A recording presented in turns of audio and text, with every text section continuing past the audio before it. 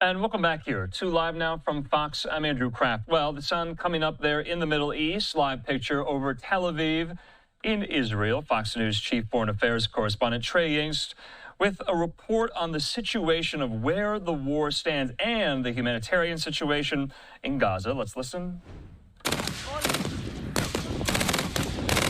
Israel is planning to significantly expand its offensive in the Gaza Strip. Prime Minister Benjamin Netanyahu met with part of his security cabinet on Tuesday, discussing ways to, quote, instruct the IDF on how to win the war. And he's focusing on three major objectives. Complete the defeat of the enemy in Gaza, release all our hostages, and ensure that Gaza will no longer pose a threat to Israel. We are not giving up on any of these tasks. But it won't be easy. A senior official says Netanyahu plans to occupy the entire Gaza Strip. At the same time, Israel is trying to mitigate a growing humanitarian crisis, with deaths due to starvation climbing and aid trickling in through international airdrops and deliveries. These parachutes are a disaster. We are fighting, and as you can see, it is crowded and people have to fight with knives and shooting just to get simple stuff. Israel says it's now allowing merchants in Gaza to bring goods into the Strip for the first time in months, while also claiming Hamas is responsible for the lack of food and medicine. The reason why there are food distribution problems is because there's a war going on, and they started the war. And that's the reality of it. But the UN says that's not true, and there are ways to safely distribute the aid. But there simply aren't safe routes and agreed-upon methods for getting these supplies into the hands of Palestinian civilians. While we have had some come in, it remains far insufficient to the needs. The IDF chief of staff was scheduled to visit the U.S. this week, but he's now staying in Israel amid plans for a new offensive. In Tel Aviv, Trey Yingst, Fox News. Trey, thanks so much. This was a message yesterday posted by Israeli Prime Minister Benjamin Netanyahu on the situation in Gaza and what Israel is doing when it comes to food aid and the allegations that they are starving Gazans. Let's listen. In the Middle Ages, all the massacres against Jews were preceded by horrible vilifications. The lies that were leveled against the Jews spread around the globe. We were poisoning the wells. We were carriers of disease. We slaughtered Christian children in order to drink their blood. And this spread from country to country and created massacre after massacre, culminating in the worst massacre of them all, the Holocaust, in which 6 million innocent Jews were led to the slaughter. Today, the Jewish state is facing similar vilifications. They lie about us. They say that we're deliberately starving Palestinian children. That's a barefaced lie. Since the beginning of the war, we have let in almost 2 million tons of food. 2 million tons of food for Palestinian civilians, Palestinian children.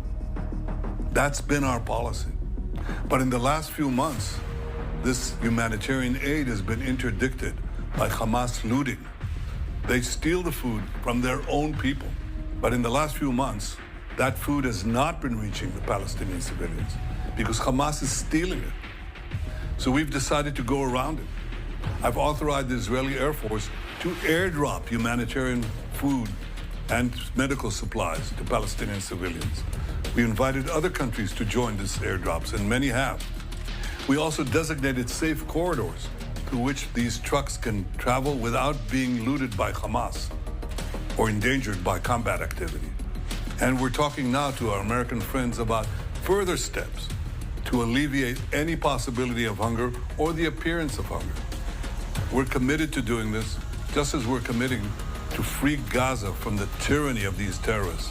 And many Gazans come to us and they say, help us be free. Help us be free of Hamas, of their terror, of their cruelty, of their tyranny.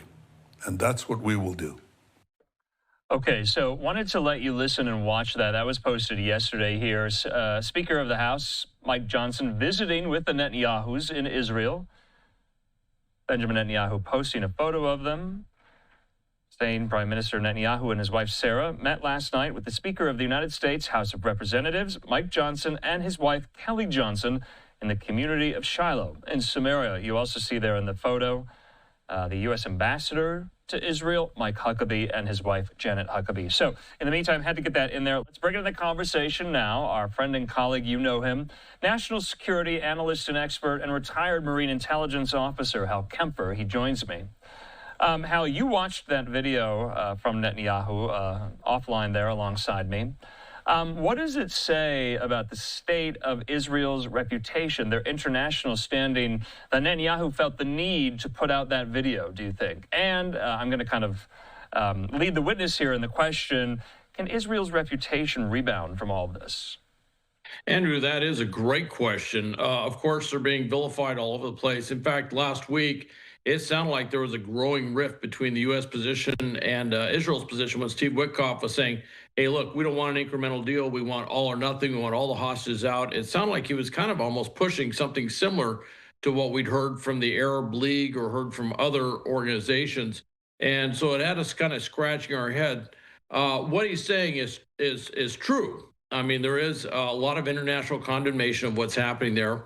There are images, which President Trump has talked about, of children who are clearly emaciated, that look like they're starving. And this has really touched President Trump in a significant way from what we can tell. So there is this impression that the aid's not getting there, and it looks, it has the appearance of looking like Israel is using starvation as a policy tool. However, I want to also say there's a lot of truth in what Prime Minister Netanyahu said. A lot of those aid trucks are getting ripped off. They can't get through safely. They can't get the aid to where it needs to go. And because there's so few safe routes to get things in there, the aid doesn't get distributed as widely as it needs to get. So you have a lot of places where they just aren't getting aid. And so that does kind of underscore or that impression that the aid isn't getting in there. Not due to lack of trying in some cases, but due to lack of just physical limitations of being able to deliver it. And I should mention one thing, that airdrop stuff, it looks fantastic. It's very impressive. It just doesn't provide the quantity of aid that needs to get in there, but it does look very impressive. But Hal, now we're talking about quantity of aid. I mean, the allegations against Israel are that they are starving Gazans deliberately, that they're not giving them anything. Well, that gets into quantity. And that's, there is aid going in. That's undeniable. It's that there's not enough aid to keep from starvation. I'll give you a quick statistic. The GHF, which is that foundation, which is Israel and U.S. runs, they say we are feeding over a million meals a day. Okay, that sounds very impressive. There are over 2 million Palestinians in Gaza. So if you're feeding 1 million meals a day, that means a person is getting 1 meal every other day, which interestingly is something that's come out of Gaza from other sources saying that's about what they're getting, is 1 meal every other day. That's just not sufficient. Okay.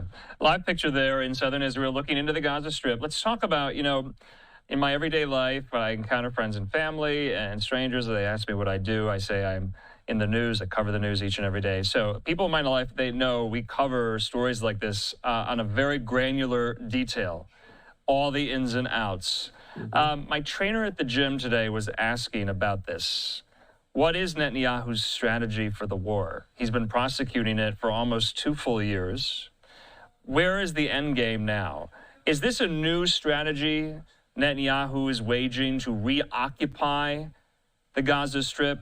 And what does reoccupy mean? Is it a full occupation of the entire thing? Israeli troops up and down the border in the enclave, or what here? Because, Hal, I know this is a very long and winding setup. Bret Stephens, if our viewers don't know him, he's a New York Times columnist. He's no dove, Hal, on the international stage. He's a foreign policy hawk. He is pro-U.S. intervention, so to speak. We'll put it that way. He says this in a new op-ed about all of this. The final paragraph goes as follows, quote, if Netanyahu makes the colossal mistake of trying to reoccupy Gaza for the long term, he says, then no thoughtful person can be pro-Israel without also being against him here. That's Bret Stephens, Hal.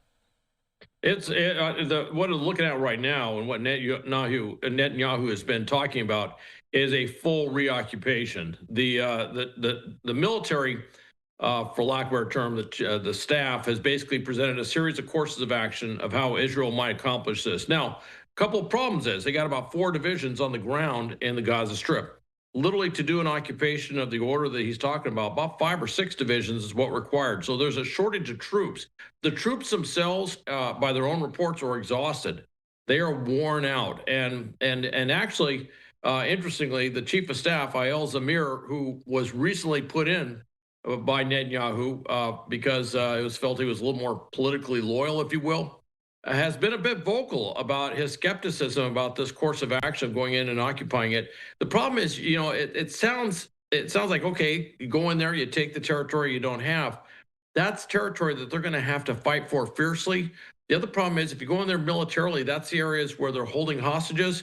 And to do a military attack like that doesn't necessarily mean they're going to successfully get those hostages out. That could actually cost the lives of multiple hostages. So it's not something, I mean, I can't say it's a brand new concept because this is what they were doing up until 2005. But there's a reason why Israel pulled out of the Gaza Strip was because of the costs of maintaining that occupation. And they're looking at that sort of thing again. And really, there aren't a lot of great courses of action. There's not a lot of great options out there. But this one, of all the courses of action out there, this one is, I think many would say, one of the worst courses of action just because of its lack of being able to be able to sustain over a period of time.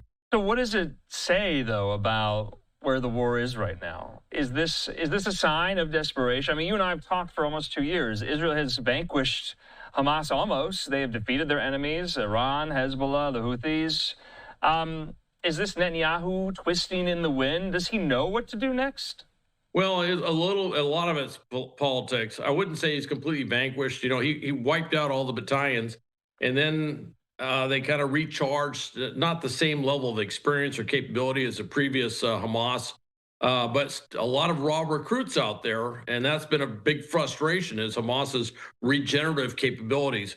So that is a big problem that they're looking at. The issue is it's different than it is with Hezbollah and when some of the other opponents there. Hamas is there. The problem is they got to get Hamas out, and frankly, Netanyahu's stuck. If he was to cut a deal with and say, hey, we're going to recognize the Palestinian state, like the Arab League just voted on, and say we'll have the Palestinian Authority take over, his coalition will collapse. And his coalition is a far-right coalition. If his coalition collapses, he's no longer the prime minister. If he's no longer the prime minister, he's going to end up in court on corruption charges, could be convicted, could end up in prison. There's a lot of reasons why Netanyahu personally doesn't see that as an option, despite the fact that many other leaders around the world do. So, Hal, if Israel fully occupies the Gaza Strip, what are the chances any hostage comes back? I know most of the hostages that remain are dead.